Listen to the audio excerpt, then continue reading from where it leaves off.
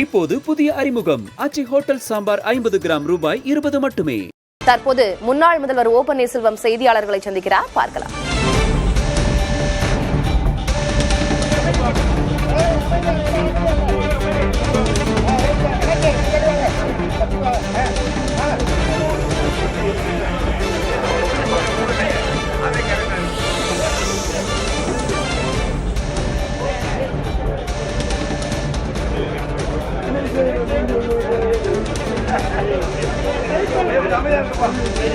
பேசலாமா? ரெடியா? அமைதி அமைதி.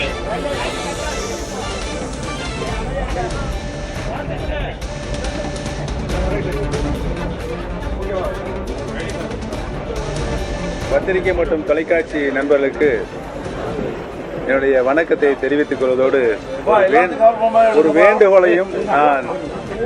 வேண்டுகோளையும் நான் இந்த பணியாக தெரிவித்துக் கொள்ள கடமைப்பட்டிருக்கிறேன். எந்த ஒரு முடிவும் ஏற்படாமல்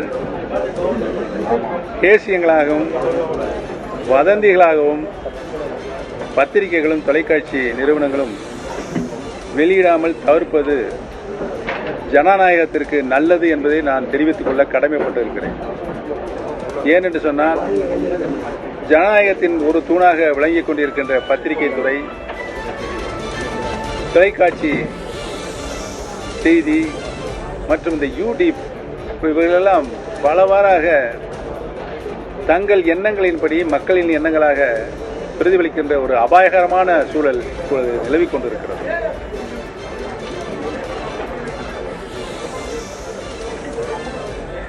நாங்கள் நடத்தி கொண்டிருப்பது அனைத்து இந்திய அண்ணா முன்னேற்ற கழகத்தினுடைய அடிப்படை தொண்டர்களின் உரிமைகளை மீட்டெடுக்கின்ற பாதுகாக்கின்ற கழகமாக நாங்கள் உருவாக்கி சட்ட போராட்டத்தை நீதிமன்றத்தில் நடத்தி கொண்டிருக்கிறோம். நீதிமன்றத்தில் நடத்தி கொண்டிருக்கின்ற நாங்கள் ராமநாதபுரம் நாடாளுமன்ற தேர்தலில் பொதுத் தேர்தலில் நான் போட்டியிடுவதற்கு முக்கிய காரணம்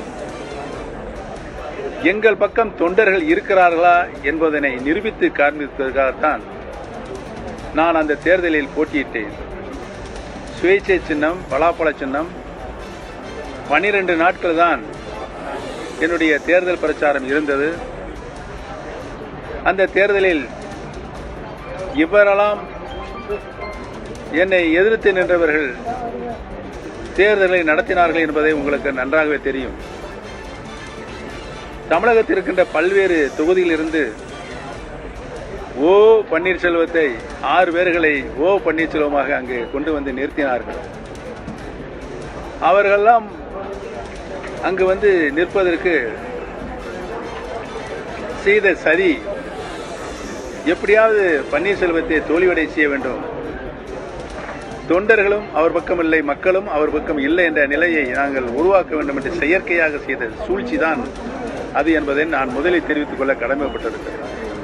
அந்த சூழ்ச்சிகள் எல்லாம் முறியடித்து அனைத்து இந்திய அண்ணா முன்னேற்ற கழகத்தினுடைய அடிப்படை உரிமைகளை மீட்டெடுப்பதற்காகத்தான் இந்த கழகம் உருவாக்கப்பட்டிருக்கிறது என்பதனையும், எங்களுடைய நோக்கம் சட்ட போராட்டம் நடத்தி அந்த உரிமைகளை மீட்டு தருவதுதான் எங்களுடைய நோக்கமாக இருந்திருக்கிறது, இன்று வரை இருக்கிறது என்பதனையும்,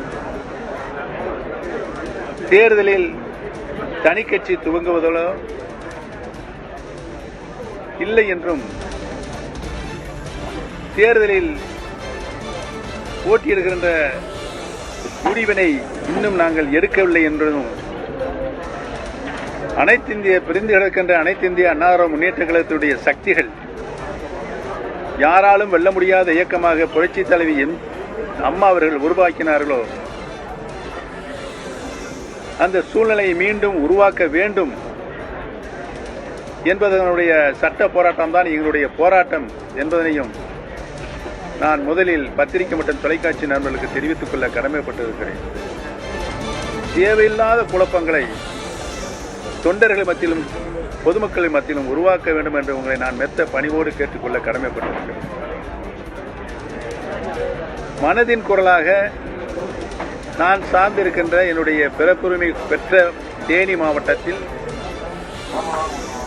இந்த தேனி மாவட்டம் அனைத்து இந்திய அன்னார முன்னேற்ற கழகத்தினுடைய சரித்திரத்தில் இடம்பெற்றிருக்கிறது. புரட்சித் தலைவர் எம்ஜிஆர் அவர்களை முதலமைச்சராக கொண்டு போய் நிலைநிறுத்திய மாவட்டம், மாண்புமிகு அம்மா அவர்களையும் முதலமைச்சராக நிலைநிறுத்திய மாவட்டம்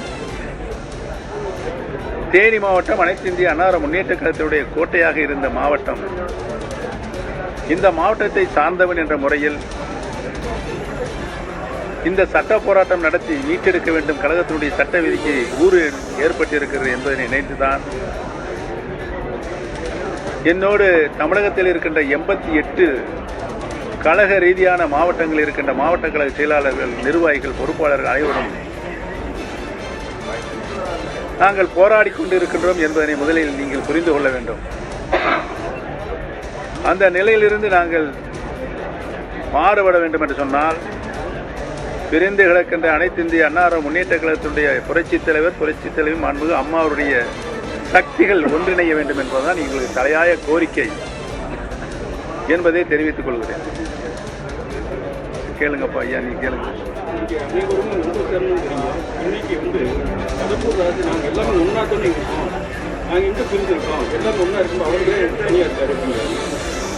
தமிழ்நாட்டு மக்களுக்கு அது தெரியும், பிரிந்திருக்கிறோமா ஒன்றாக இருக்கிறோமா அது தெரியும். ஒரு பொய்யை திரும்ப திரும்ப சொன்னால் அது உண்மையாக விடாது என்பதை நான் கடம்பூர் ராஜா அவர்களுக்கு தெரிவித்துக் கொள்ள கடமைப்பட்டிருக்கிறேன்.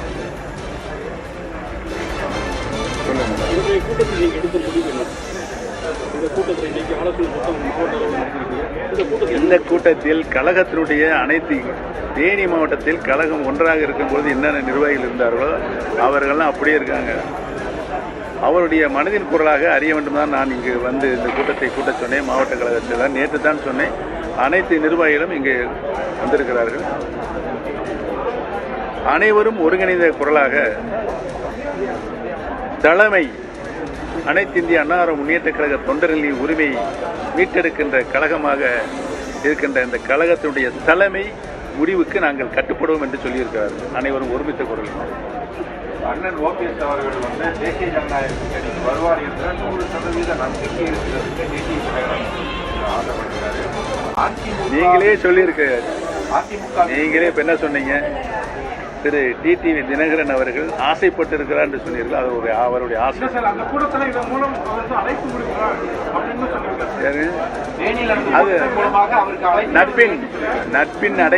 நட்பின் அடையாளமாக அவர் அந்த அழைப்பை விட்டிருக்கிறார். தேசிய ஜனநாயக பன்னீர்செல்வம் அவர்களை இந்த அளவுக்கு உயர்த்தி கொண்டு போய் சேர்ந்த அதிமுகவிற்கு அவர் நன்றிக்கடன் செய்ய வேண்டும் என்றால் இது ஒரு நல்ல வாய்ப்பு. தேசிய ஜனநாயக கூட்டணியில் இணைவதுதான் நல்ல வாய்ப்புன்னு அவர் சொல்லியிருக்காங்க. நான் ஒரு கருத்தை சொல்றேன். இன்றைக்கு திரு டிடிவி தினகரன் அவர்கள் என்னுடைய அருமை அண்ணன் திரு எடப்பாடி பழனிசாமி அவர்கள் ஜனநாயக கூட்டணியில் வெற்றி பெற வேண்டும், அனைத்து இந்திய அன்னார முன்னேற்ற ஆட்சி பொறுப்பில் இருக்க வேண்டும் என்று சொல்லியிருக்கிறார். அதைத்தான் நான்கும் திரும்பி சொல்கிறேன்.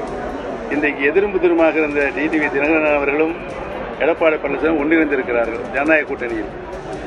அவர்கள் நினைத்தால், யார் நினைத்தால்? திரு டிடிவி தினகரன் அவர்கள் நினைத்தால் இன்றைக்கு எடப்பாடி பழனிசாமி அவர்கள் கையில் யார் கையில் இருக்கு? அவர் கையில் இருக்குது. நாங்கள் இணைய வேண்டும் சொல்லியிருக்கிறோம். அதிலிருந்து மாறுபட மாட்டார். யார் இணைய வேண்டும் என்ற கோரிக்கையை திரு டிடிவி மாறுபட மாட்டார். அவரும் அந்த கருத்தை அங்கே வலியுறுத்த வேண்டும். நானே இணையும் தான் சொல்றேன். அவர் இணையும் சொன்னால் என்ன செய்யலாம்ல? அந்த வேலையை செய்தால் ஆட்டோமேட்டிக்காக அனைத்து இந்திய அன்னார முன்னேற்ற மாபெரும் வெற்றி அடையும். அதெல்லாம் ரகசியம், பரம ரகசியம்.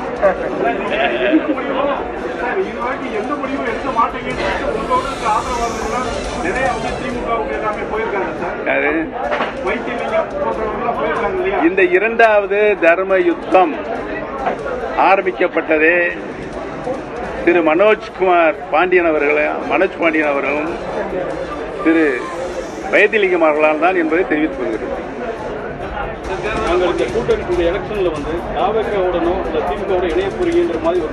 அதான் நான் ஏற்கனவே ஆரம்பத்திலே உங்கள்கிட்ட சொல்லிட்டேன். கேசியங்களும் வதந்தி. இப்போது புதிய அறிமுகம் ஆச்சி ஹோட்டல் சாம்பார் 50 கிராம் ரூபாய் 20 மட்டுமே.